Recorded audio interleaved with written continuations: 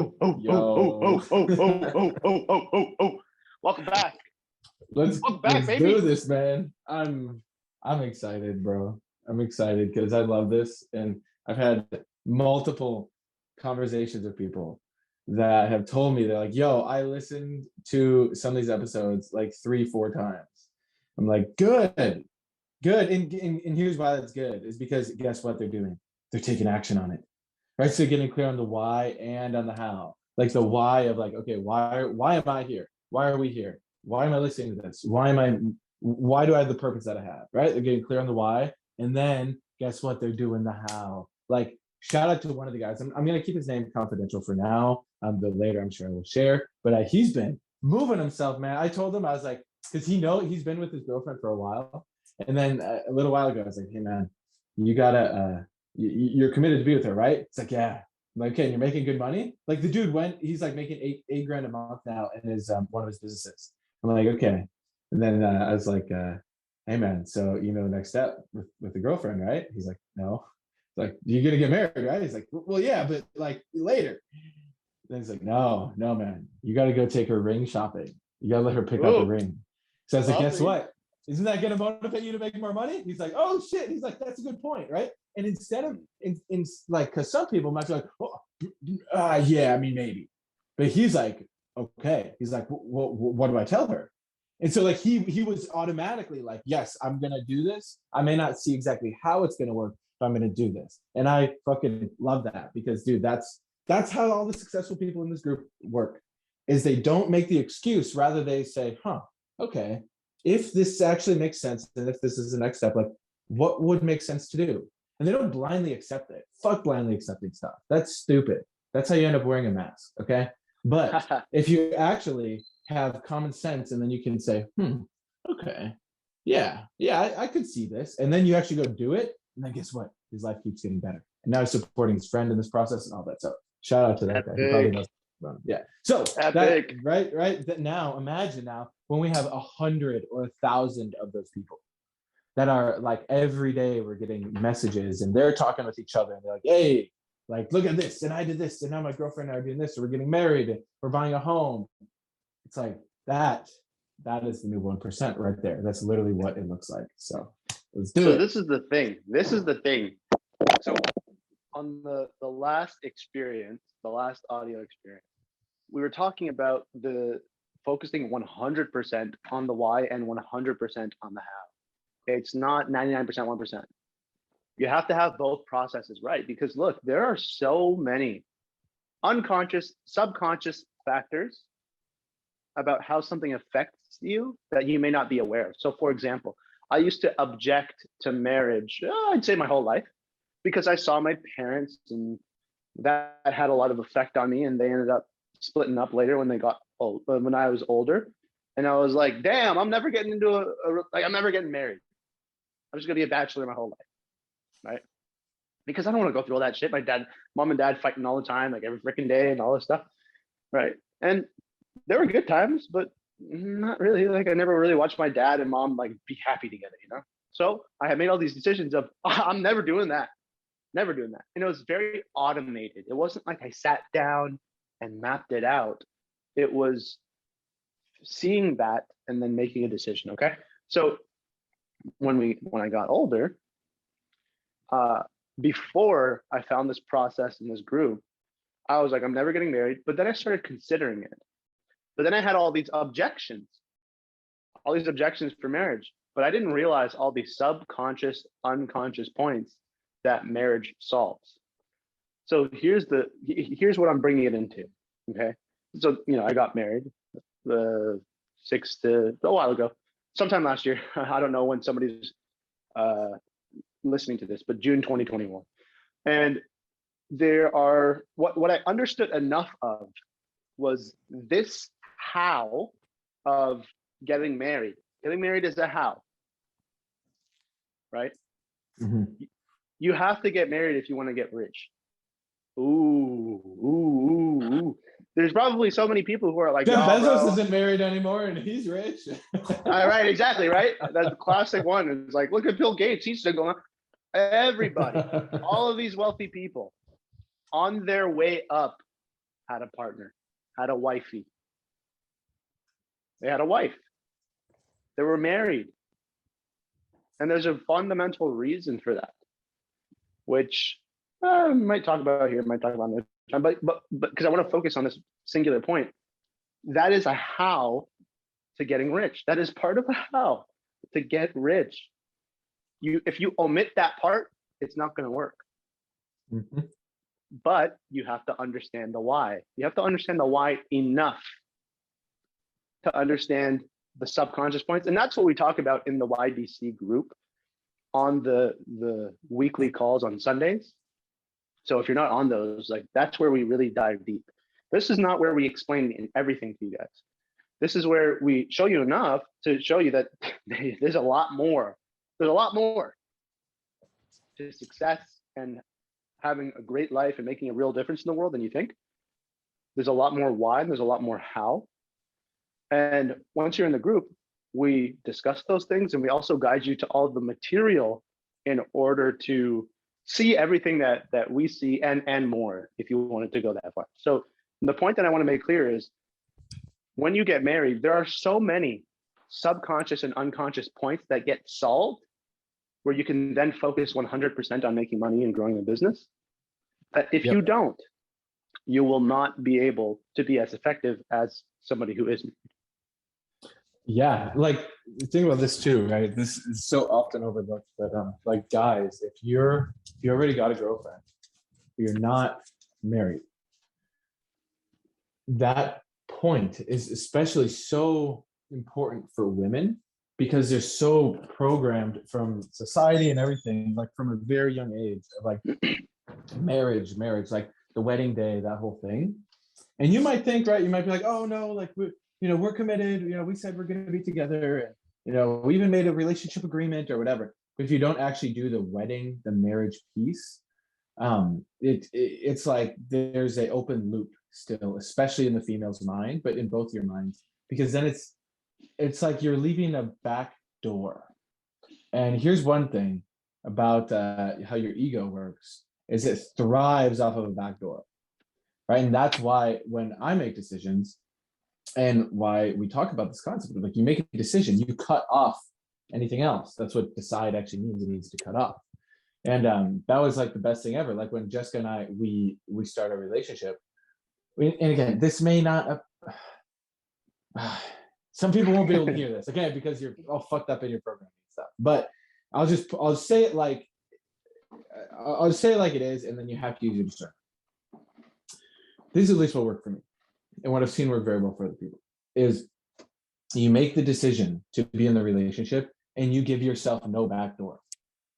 Now, obviously, you could have a few ground rules, like if this person is physically abusive, or they get addicted to drugs or something, sure, that could be grounds for saying, okay, you've broken the agreement, now it's off the table. But if there's anything about the emotional, or, oh, we just lost our feelings for each other, or, oh, she's just being a bitch lately, like, that is what's unacceptable, because that's on you. Like, you have to take the responsibility to then create the space and have the conversation and work through that shit together. And so that's why when I say, like, getting that relationship, and again, this whole thing isn't going to be on relationships, but the point is clear, right? Or as when I made the decision to become a distributor and really go all the way with using TechnoTutor as my business and my vehicle for wealth, I made the decision of saying, there's no fucking back door. Like, I'm not going to stop doing this. And of course, over time, other stuff is going to come up, right? It's going to make sense for us to, for example, buy a media company. So TechnoTutor is not going to be my only business, but it's the backbone of everything that I do in terms of generating money, generating impact in community and all that. That TechnoTutor is the vehicle by which to do that. And then as I have more money than I know what to do with, then I start looking at, okay, how do we buy, like, how would I buy the news station here in the city that I'm in? Like, how could I buy the newspaper? How could we, I don't know, create, there's so many other things that we can do, right? But it's like, the point is clear, is when you make a decision, you gotta really look at what is your mind telling you is the back door. Like, oh, if it doesn't work, I could do this. It's like, that's why you're failing. Like, that's why you're stuck, I'll say. It's failure, I mean that kind of loosely. Like, failing, as you build a business, you're gonna fail sometimes. but it doesn't mean like overarching, like, oh, you're not a failure. So yeah, I just thought that was very important to clarify because No, this it's is just really cool. it's so obvious to us, but like it's not obvious to them. Right, exactly. And that's what a lot of these audios are, is like, what are Mitch and I seeing You'll that? put in your technotutor no backdoor if you have technotutor. That's so important. No backdoor, because you got to tell your unconscious mind that, which no amount of listening to this audio can do. You have to get it Yes. imprinted into there, and then when it's in there, now that new little circuit that got installed is now going to be factored into every single decision, every single thought, every single emotion that you have from here on out. That's how technotutor works. So now that that's part of your decision making process, now you realize, oh shit, okay, no backdoor. Fuck, I gotta go sit down with my wife and talk to her now. Like, fuck. It doesn't mean you're gonna say like, oh no, everything's great. It's just like, now you don't let that option even on the table, because the way your ego was designed, which we'll have to talk about this in a future audio when we get more into the like how is reality set up stuff. But just look at it like this: your ego knows you better than you know yourself right now. Your ego is like this advanced artificial intelligence that is designed to keep you in your spot, in your comfort zone, in your self-interest only, caring about you and what makes you feel good and all that bullshit. And that's why, and then you'll feel extreme fear and resistance when you're going to change it. So that's why so many people fucking fear the relationship point, or like being a distributor or going to the next level, because what your ego knows is that, oh fuck, this is going to actually change me. But guess what? Are you going to be your ego, or are you going to be life itself? Because each of us is a piece of life itself, and you get to really let that flourish. But your ego is like a fucking parasite attached to you. Like, you ever see that movie in the Matrix when he's got the fucking thing inside of him and they suck it out of his belly button? Oh yeah. It's like the ego, it's inside you, and we're that fucking, we're Trinity and the other person, we're fucking grabbing it and sucking it out, right? And but the thing is that ego, there's like a bunch of little like microchip versions of that also throughout your whole body, and so it's a like fucking 7-year interwoven. journey. Yeah, Yes. it's like part of your fucking whole system. On a physical level, it's held in you, and you have to release it and break it up through using technotutor, doing self-forgiveness, and then walking the correction, which you will fear extreme fear and you have extreme fear and resistance and aversion and excuses and all the justifications, like, oh, it just doesn't make sense for me to leave my house today because this, and I'll just do it tomorrow. That is, it's called revenge of the ego, and it will get you. But don't fear it. Oh, here's one other super pro tip, right? Then we'll get back on the track, right? Even though this is all tied in, is like a lot of people then hear about revenge of the ego, or they listen to that audio and then like, shit, I can't let it take revenge. And then they get all worried, right? Well, that's revenge of the ego right there, right? Because then you paralyze yourself. But a really fascinating way it was explained to me when I was going through DIP Pro with one of my buddies. And they explained to me, they're like, hey, look at revenge of the ego like stubbing your toe. Sometimes it happens. Sometimes it hurts. But you go around all day like, fuck, I hope I don't stub my toe. I hope I don't stub my toe. It's like, no, it just, sometimes it happens. Just, okay, in the moment, okay, ouch, that hurt. Okay, forgive myself. All right, learn the lesson. Okay, move on. Like, that's how you should look at your ego and revenge of the ego. Like, don't make it out to be more than it is. Key point, learn the lesson, right? For those who missed that, he said, learn the lesson. Yeah. We should put that in all caps. Learn the lesson. God damn it. Otherwise, you're going to keep watching. That'd be like, you're like every single day you fucking hit your toe, and then you're like breaking your foot. Spot. And then your foot is like getting infested. You're like, fuck, I keep hitting my toe. Poor me. Poor me. Why do I keep hitting my toe? And it's like, that's so many people out there. They probably can't even listen to this audio experience because it's so damn triggering to them in their ego, because their ego's got them by the balls and they can't even hear this. And then they're like, oh, poor me. I'm just going to be in my little victim state, and I'm just going to be a social media keyboard warrior. And it's like, that's your existence. That's fucking sad. Come back to life. Here's the pathway. This is why we make the audio experience. Anyway, maybe they'll come back around. Some of them, I don't know. So this is the point. It's you have to have both. You have to have both. And for a long time, I'm about to sneeze. Excuse me, everybody. Dude, that sounded like it felt kind of good. It did. It all feels like it. Yeah. Hey, want to know what's funny? Here's another pro tip, right? I'm laughing already, dude. Yeah, if some people have that thing where they're like, "Oh, Pastor, bless you, bless you." It's like, why are you saying bless you? Yeah. It's Yeah. so interesting because now both of us we're about to be having kids very soon, and like I noticed this with Cameron and Katie, for example. Like the first time I hung out with them, because I saw how they explain stuff to their kids, and they're like big proponents, and they live the example of saying like, "Don't program your kid with stupid shit." Like think twice before you express something to your kid, like make sure it makes sense. And so the first time I hung out with them, I remember like I sneezed or someone sneezed and like I didn't say anything, but the thought came up of like, oh, like bless you, but I was like, and then I just brought it, I think it was to Katie. I was like, Katie, like, why do we all say bless you? Like, has anyone ever said that around the kids? Like, how do you explain that to the kids? Like, yeah, right. We just explain. It's like people have had this belief that no one's ever questioned that like, oh, if you sneeze somehow like it open, like I've heard it always is like it opens you up that like a demon could get in or a ghost could get in. That's why people are like bless you to like prevent the demon from getting in or something, which I'm like, huh, interesting. I don't know, like I don't know how that shit would work, but like it doesn't make sense to do that. And like just the whole starting point of even saying bless you is like out of like fear and ignorance. So anyway, right? But like little shit like that, it's like question everything, right? Yeah. Question every last thing that you do, and then only keep what's best. But then when you do that, and you can just keep what's best, then like you show up to life differently. You're more effective in your business, in your relationship. You'll get more of what you want anyway.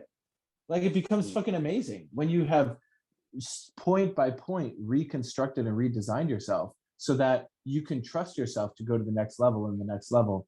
And then over time, you'll stand in a position of power. Like, would you trust yourself today if you had $1 billion in assets?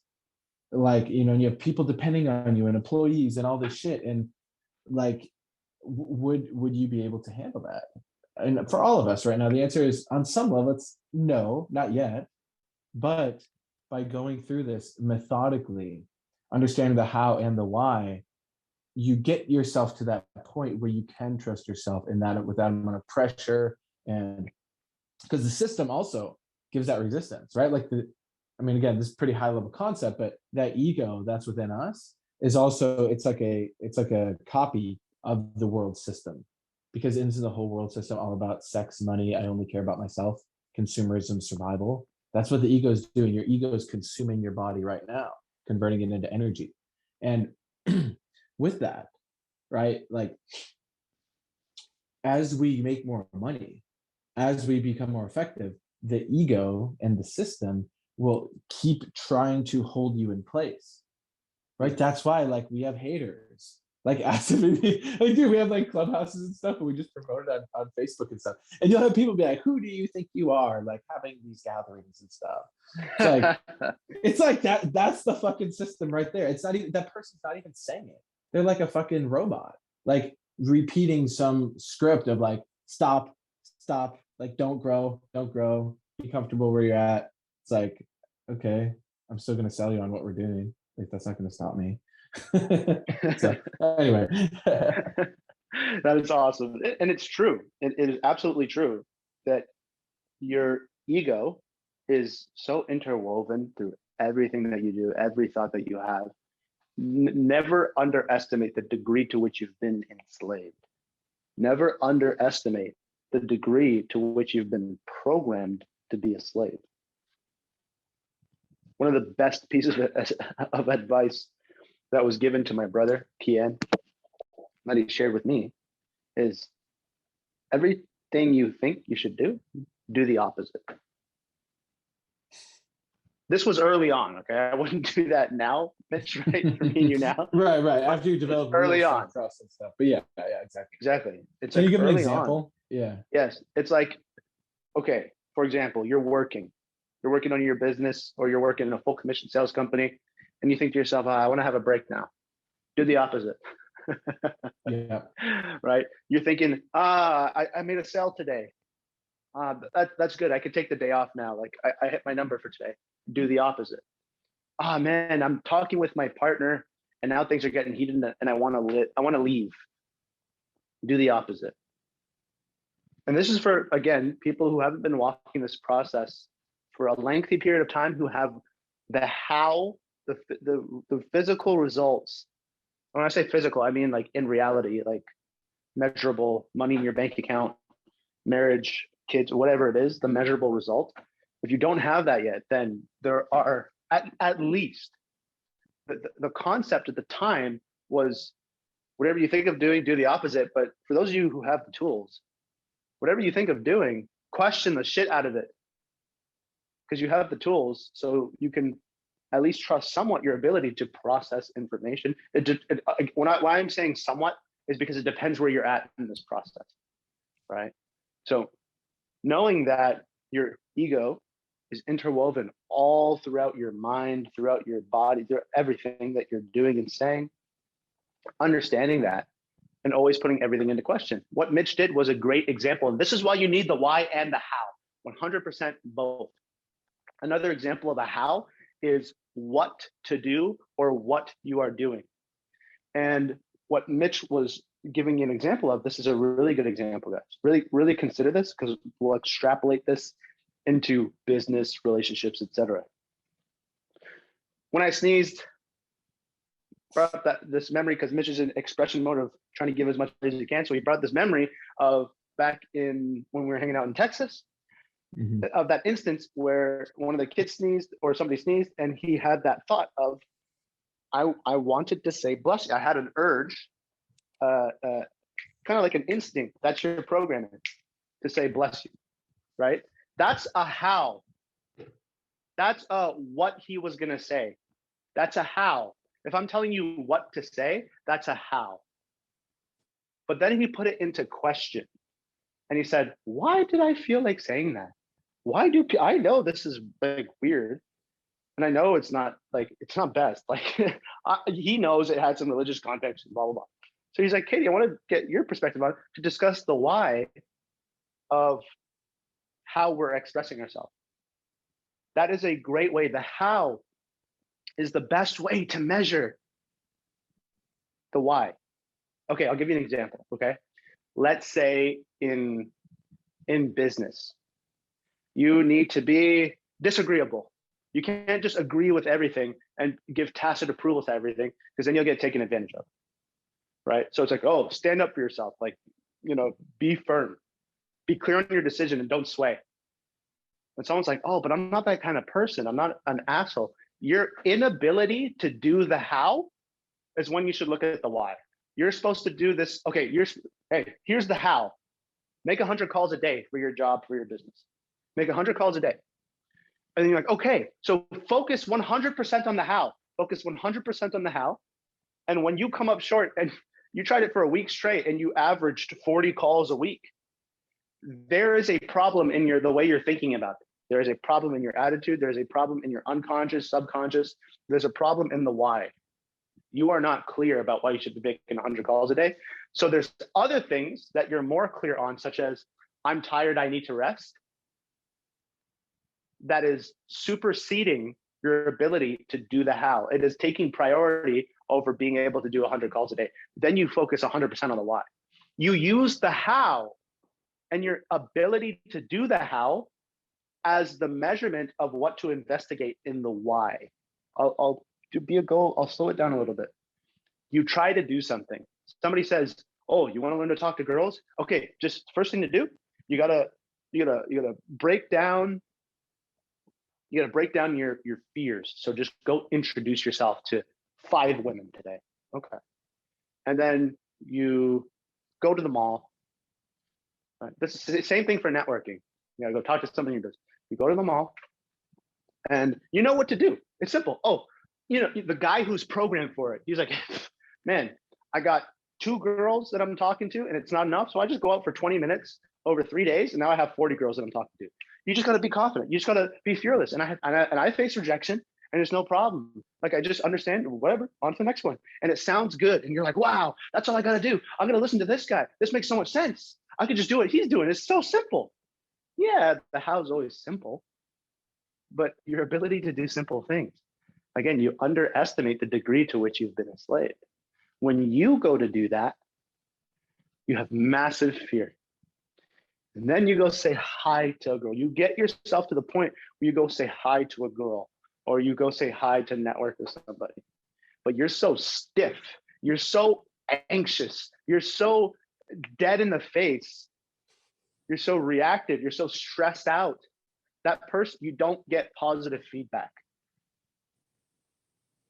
You don't get positive feedback.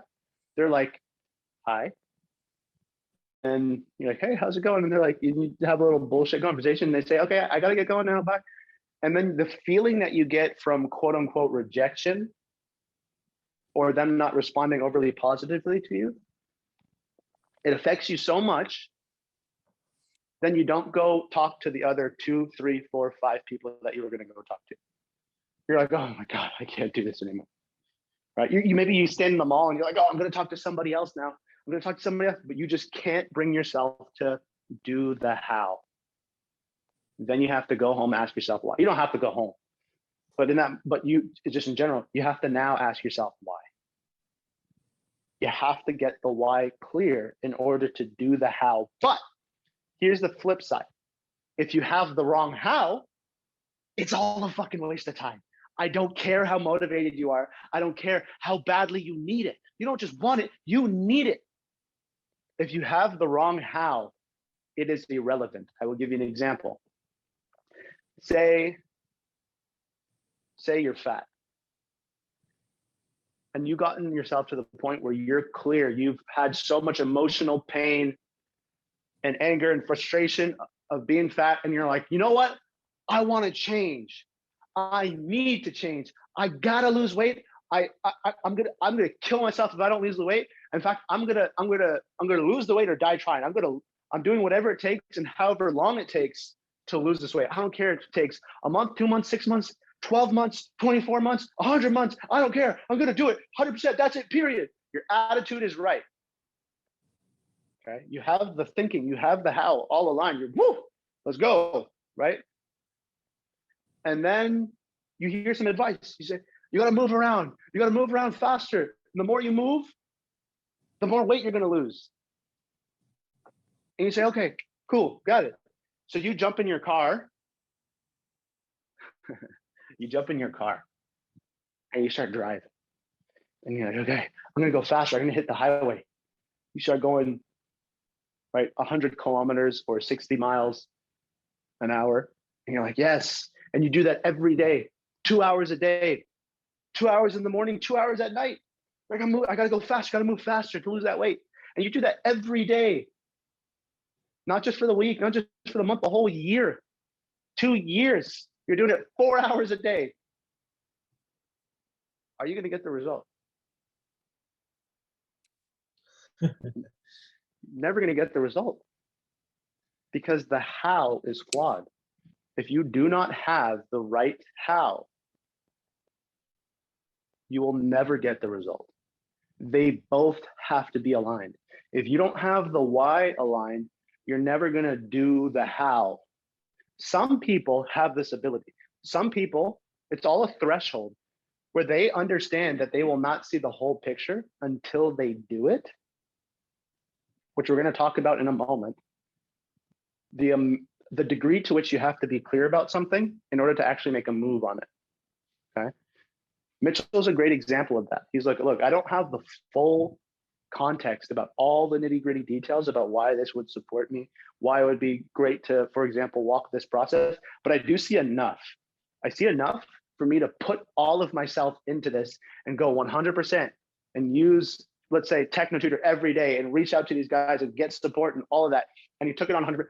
He didn't see the whole how, but he knew that he saw enough of the how that he would figure out the rest of the how along the way. And here's the why. If you don't think like that, why do you not think like that? Where do you have fear? Where do you have doubt in your own abilities to figure things out, et cetera, et cetera? Because the how is objective. The how is objective. If you don't have the right how, it's not gonna work. If you don't have the right process, it's not gonna work. And your ability to do the how, once you do have the correct how, or you have to go through a bunch of hows in order to find the right one. So I'll give you an example of going through a bunch of hows. It's like, you're like, okay, I got a service that I'm a life coach and I want to market my life coaching. It's like, okay, I'm going to go door knocking. And you go door knocking and you're so focused 100%. Like, I'm going to do it for a month straight and see if I can make a sale out of it. You do it for a month straight, 8 hours a day, every day.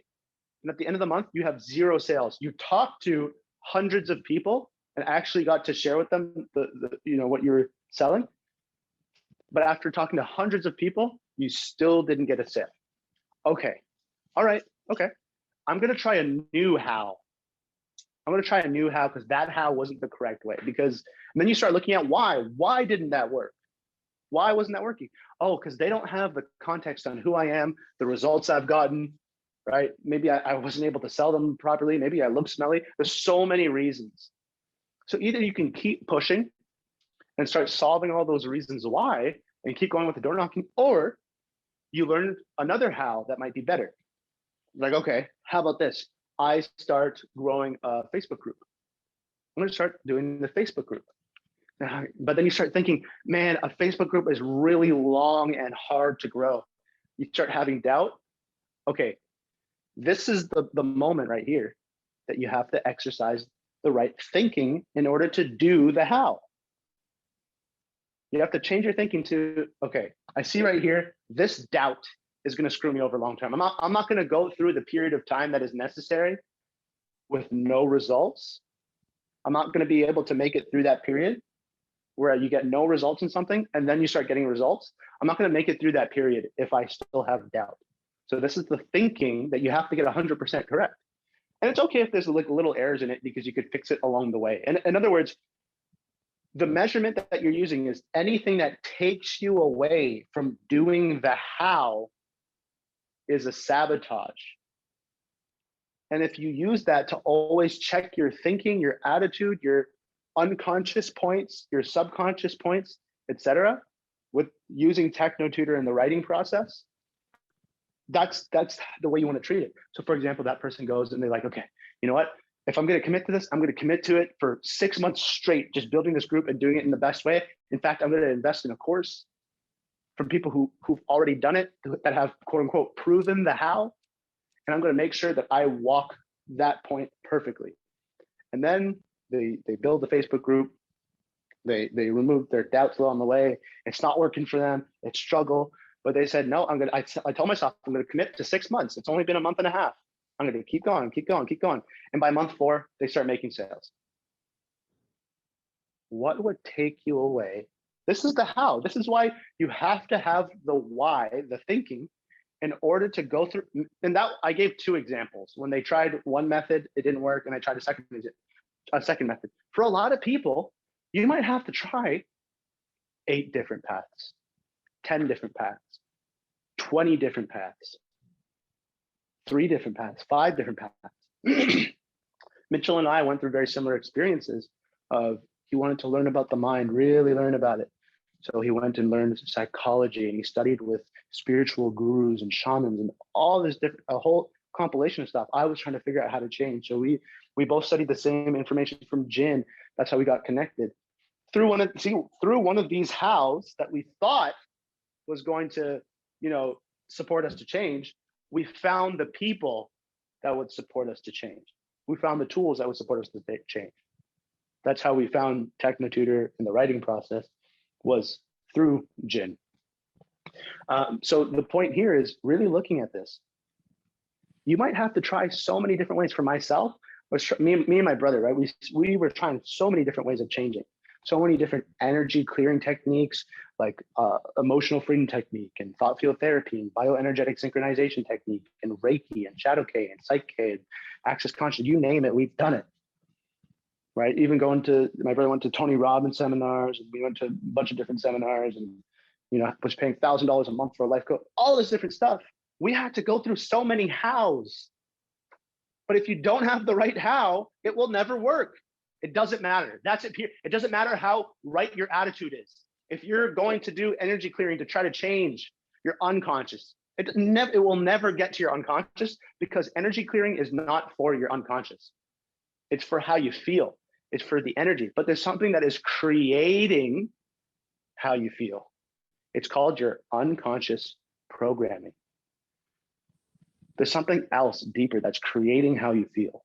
And if you don't change that, even though you change how you feel and you didn't change the unconscious programming, it's just going to produce those same feelings again. So my point is, it doesn't matter if your why is 100% in line. If you don't have the right how, it's never going to work. But you have to have that game-winning attitude that I'm going to keep going until it works to even make it to finding the right how. Well, that goes back to that point of the no back door, right? Yeah. Like, and yeah, so I liked how you said in that one example of doing the Facebook group for 6 months. So, okay, that makes sense. Because yeah, within 6 months, you should be able to get results. Otherwise, you got to talk to someone.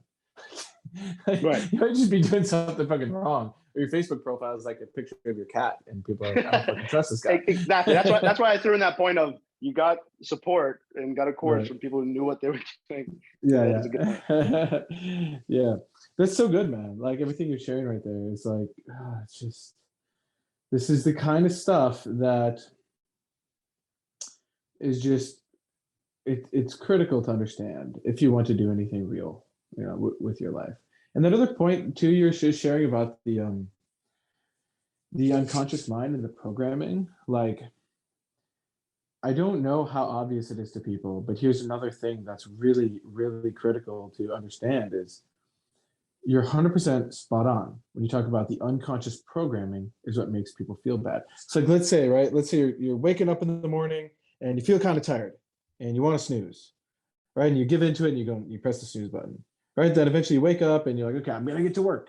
All right, let's go to work. Okay, great. And then you log in and then you get distracted because you open some email or some social media and you're like off the path that you're going to be on, right? And then it's 10 a.m. You're like, shit, I still haven't done anything today. And you start judging yourself, right?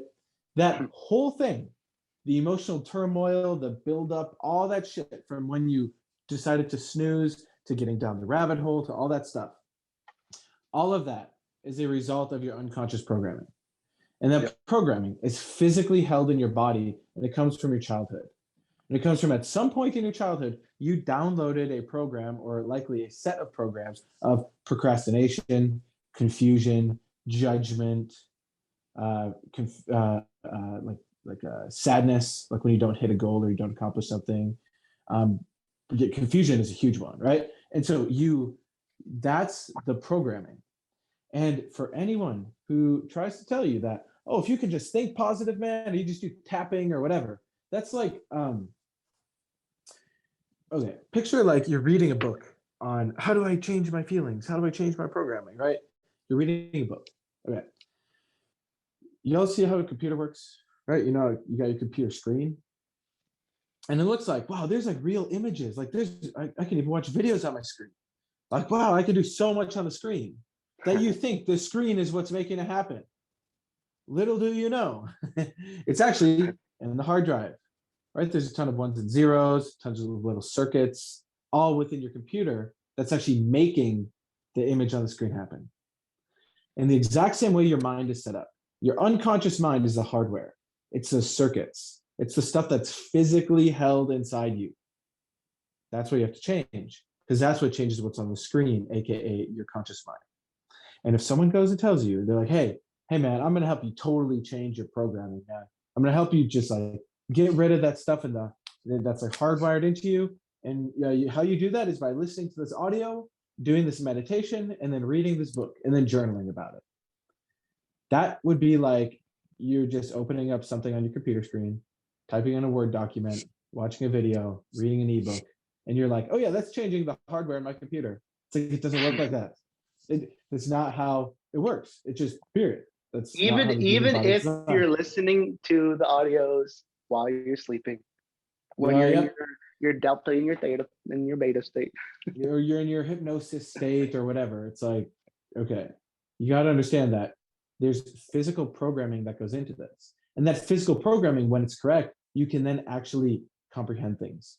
So you can process the meaning of the words and the meaning of the concepts and the meaning of reality that you're dealing with. Pretty high level concept. Probably went over some of your heads because your programming is not quite spot on yet. And for those of you who have the tools that we talk about, specifically Technotutor, right? Because that's directly what you're influencing. That's like what Technotutor is doing. It's like you're taking off the cover of your laptop and you're finding all the circuits where it's like dirty, or it's like there's some grime in there, or the circuit's busted up, or the circuit blew out, and you're going back in, you're putting in a fresh, new, solid circuit in there. And you do that on each and every last circuit that's messed up. And then after you get that down, then you start adding new things, right? And you get like an external hard drive. And you keep adding, and then your computer becomes more capable and it's faster and it actually runs properly. There's no little glitches. And now your computer can do more and do more and do more. That is how the human body also works. And that is really what Technotutor is. It's not just a tool for education. Well, it is a tool for education, but you don't know what education is because that's a busted up circuit in yourself. Because probably went through school here. So yeah, and then as you have that, right, that now allows you to then wake up and face your business and face the challenges of the day and face the current world events and face the partnership and face the relationships in your life. And you can handle those whatever comes up, and you can handle it with, I don't want to say with ease, because not everything's easy, but you can handle a lot of this stuff with ease. And as you can do that, then it's like you can think faster and you can think quicker and you can outsmart other people and outsmart the competition, and you just get ahead. It's remarkable. And then when you have that coupled with principles, game on. Exactly. The power of processing ability is unmatched.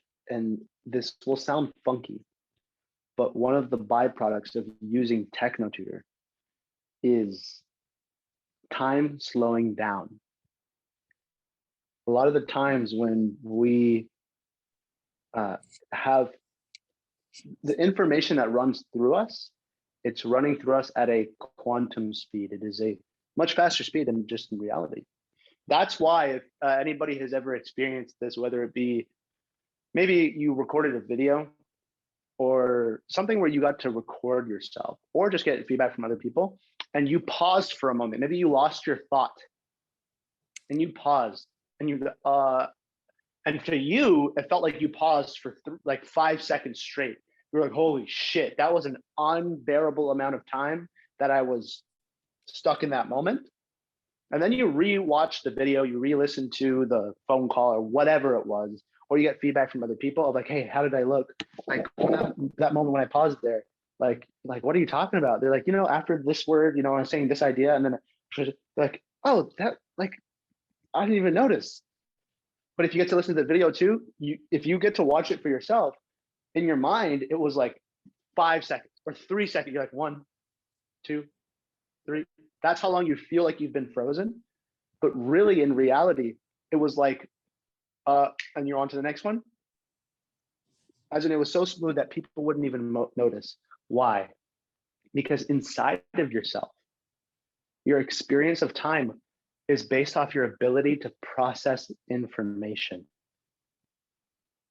What happens in that moment is you think, I lost my idea. And then you cycle through all the thoughts that you were having when you came up with the idea and try to think of the different thoughts that came as a byproduct of that. And then you get your thought, and then you're able to speak again.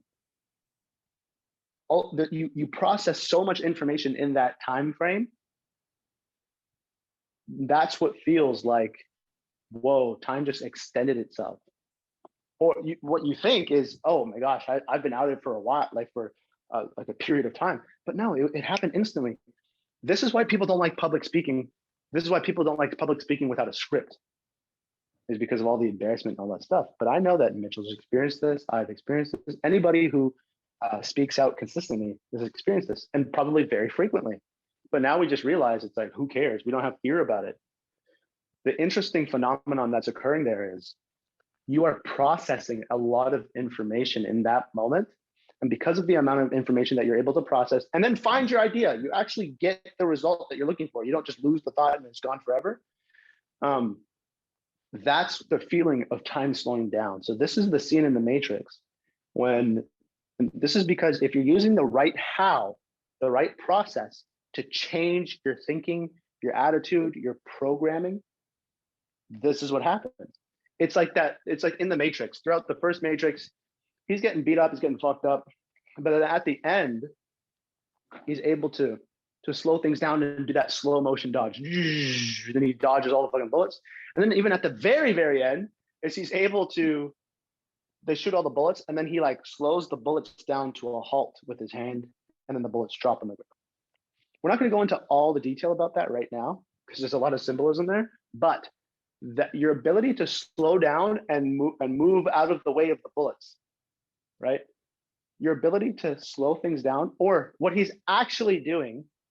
I don't know if you guys if you haven't watched the movie like relatively recently, this probably won't make sense to you, but they start moving at the rate of the bullets. It's not that they're slowing down time. It's in the movie, they draw some like these like blur lines to show you that they're actually moving fast. Like when Agent Smith is like beating the shit out of somebody, they draw some like blur lines on his hands, and it looks like it's like it's supposed to give you the effect of it's moving super fast, right? The point is, it's not that time is slowing down. It's that your ability to process your reality is speeding up. It's skyrocketing. This is why, for example, somebody like Bill Gates can get so much done in his one lifetime versus the average person, how much they get done in their lifetime. The average person, they get stuck on one problem, they can't solve it for the whole life. That's the path that I was going down with relationships, because I thought I was just going to be a bachelor forever and just have sex with hundreds of different women. And I'm never getting into a solid, like a committed relationship unless it's polyamorous and all this stuff, you know, all those things that guys get programmed with nowadays, right? I was totally a victim to that. I was totally a effect to that programming. I would have never figured it out. But because I had TechnoTutor, the process of me figuring out, going my whole life of, you know, let's say 60 additional years from when I was stuck in that point at the age of 20, and then still never figuring it out. I figured it out in like 8 months, and I got it all out of my system and totally programmed and in a relationship, and I ended up marrying that woman, Maylad. Shout out Maylad. And my point with that is your ability to get more done in your life is the value of walking the right process that speeds up your processing ability, and you work through all the unconscious programming so you can actually get, this is exactly what Mitchell told me. Remember when we went onto your, when I got to visit your $1 million homestead for the first time, you said to me, you remember what you said, right? You know what I'm going to say. I say this every time. Of course. Yeah, say it again. I like the reminder. It's epic, man. It really is. Because we were walking around, I was like, yeah, show me around the property. And you're showing me the house, and it's so beautiful, and like so much land, and like, oh my gosh, man. And you're like, yeah, man, like I got my 10-year vision in 2 years. Thanks, guys. And thanks for supporting that. I was like, wait, say that again. You're like, this is my 10-year vision. I got it in 2 years. I was like, damn, that is fucking epic. That's what we're really here to do, is to support people to process information on the highest level, because the time it'll take, the work it will take, the force, the fear walking that it will take to become the new 1%. We're just looking for the people who are ready enough to take their next step, to walk this process, to get into business, to get into the right business, to walk the correct how process, to really program their entire why, so that we can have a group of people where I know when I go to Minnesota, I'm taken care of, baby. Mitch knows when he comes to Florida, he's got hotspots all over Florida that he's taken care of, isn't it? Mm-hmm. Power of the group, baby. Those are the people we're looking for. Yeah, that's the Young Billionaires Club right there. Like that is the vision of it, but we've already manifested it. Like it's here. It's not some idea anymore. It's actually here. So you can plug yourself in. So, I mean, I think that's solid, man. I don't really have anything else to share for now. So, except like and comment on this video. Let us know what you learned, right? What are you taking away from this video? What are you actually going to act on from everything we shared here? Check out other videos too. There's a lot in here in these audio experiences that we're delivering. And then Sundays, Discord, join the Discord. It's in the description. Come in there, talk with people, connect with people. Yeah, I mean, we've proven the process works. I mean, now we look at like Seth and Pedro, and we look at Owen, and we look at Jude and Ali and these guys. They're just they're moving faster than us. And like, Yeah. it's just great. And so everyone out there for who's right in the middle of it, and it's overwhelming sometimes, and you still know that you got some fucked up patterns and stuff, just keep going one day at a time. Maybe take a little break today, go on a walk or something, like do a little bit to change your patterns. And then also remember, we're doing the Young Billionaires Club event, the inaugural Let's first go. ever in early May. So get to that and then work your ass off until then, so you can really use that time to really get supercharged to the next level. Because of course, there's stuff at events that you can do with groups of people you just cannot do in person, like just with how deep you can go and helping people to make decisions, things like that. Because events are powerful. Yeah, it's something that I'm sure we'll go into in another episode. So yeah, that is it for now. Yeah, go out Guys, there, go do the thing. this audio, listen to this one again. This There's a one lot gives here. you the thinking that you need in order to start pushing through the bullshit that you've accepted in your programming. So listen to this audio again, and like Mitch said, go out there, actually do the damn thing, crush that shit. Let's go. Yeah, and then I look forward to seeing all y'all in person in May, and yeah, seeing y'all on the Discord calls and everything, because where this is headed, I mean, it is so amazing. Like, just that recent trip to Florida, man, to be able to stay in 3 amazing properties, have friends all over, swimming 2 different oceans, well, the Gulf and then the ocean, like all that stuff, man, and just have quality conversation every single day. Ripping around on a Mustang with the top down. Then I have to drive that Ferrari. I'm like, damn, let's go. Next time I get there, I'll get a Ferrari next time. Yeah. I gotta be careful. I don't get a speeding ticket. Well, all right, cool. Well, thanks everyone for listening. Share this with 3 people, and see you in the Discord group. All right, bye. See you later, everybody.